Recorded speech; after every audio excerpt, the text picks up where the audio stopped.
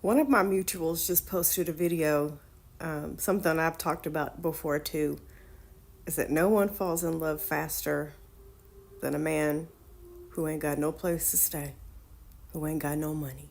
I used to work with this woman years ago. I have tons of these stories. I've worked at several different places in my life. But I used to work with a woman years ago, and I asked her one day, we were bored, it was slow, it was a jewelry store that I worked in. And I said, how did you and your husband meet? And she said, we met at a bar, and he walked up to me and said, I'm going to marry you. And I said, yep, you are. And I remember thinking to myself, wow, that's awfully fast. That's interesting. You know, the red flag in my head just started, waving violently.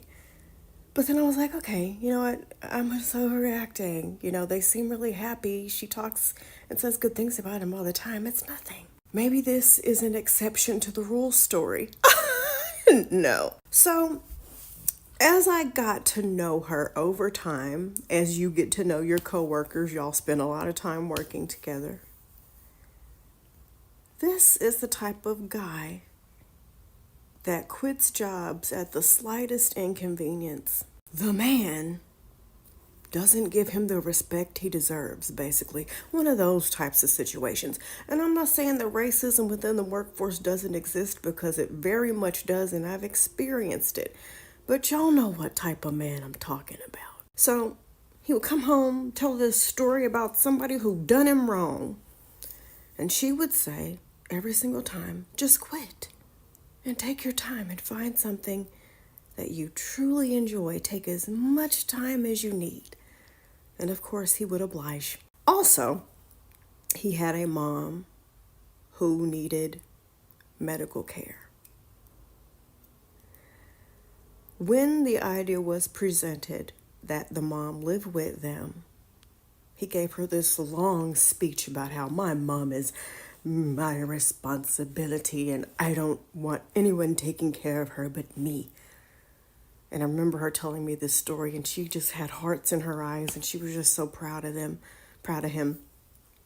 But again, over time, she would tell me things, and I began to realize that after that long, beautiful speech he gave her, she was the one taking care of his mother by herself.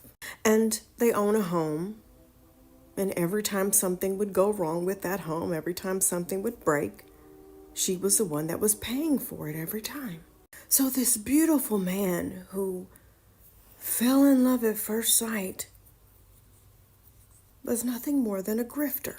And she was simply codependent, possibly desperate for a relationship, and wanting to settle down, male-centered. She also told me stories about how she was raised to take care of her men. So she'd wake up at the crack of dawn, I think she said 5 a.m., to make sure he ate a good breakfast. She cooked, she cleaned, and she worked full-time, more than full-time, because we were short-staffed. So we were working minimum of maybe 45, 50, 60 hours a week. So, you know, I understand that there are some exceptions to the rule of people who maybe you did meet and you knew you just, this is the person. And y'all have been married since forever and y'all are happy and there are no issues. I love that for you. Every time a woman gets into a relationship with a man, I want it to be good because I've seen the other side and I don't want anybody going through that. But more times than not, it's a lie. It's simply infatuation, and you're taking a huge risk that is not going to turn out well for you. There's a reason this person is saying these things.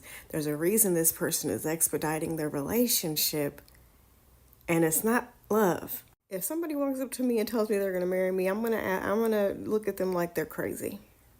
And I'm not going to engage in conversation with them. I don't waste my precious time and energy on people. You know, people tell me all these stories and comebacks that they be saying to these men, and I'm like, You can never get that time back, but hey, do you. But you know, my whole thing is, how do you know you love me? Tell me what you love about me. And you can't just say it's the way you look.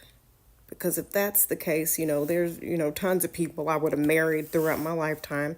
And you can't just say there's just something about you. Well, we're all special in a different way. There's something about all of us. And you can't just say, I don't know. Well, you kind of have to know if you love someone and want to marry them, right? And then what's the rush? Why do we have to do it immediately? Why we got a 100-yard dash to the courthouse or to plan a wedding? Why you got your 2 garbage bags at my door ready to move in already? Most importantly, this is what I pull women up by the collar emotionally. This is what I gotta ask.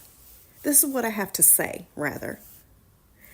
If you are in financial ruin, your focus at that moment needs to be somehow getting back above water in some way. No, I am not saying that if you are poor, you cannot. I'm sure somebody's going to misconstrue what I am saying, but those who know, you understand, okay? Also, there is nothing more dangerous than a man that you are doing better than. And y'all can laugh at me and tell me that I am overreacting. I have lived it and I have witnessed it. It's not a good thing. If you come to me and I find out that you're having a hard time, I'm going to give you the number to 211. They're going to ask you for your zip code, and they're going to give you the resources in your area. I, however, am not 211. I am not saying that somebody has to be rich, but what I am saying is that when it comes to finances, I'm not playing with that. You got to have your life together. One thing I definitely need to know about you is that you're not just talking to me because you need your bills paid, because you need a car to drive, and because you need a roof over your head, or because you need a babysitter for your kids. Absolutely not. You can play the lottery, but you're not going to play me.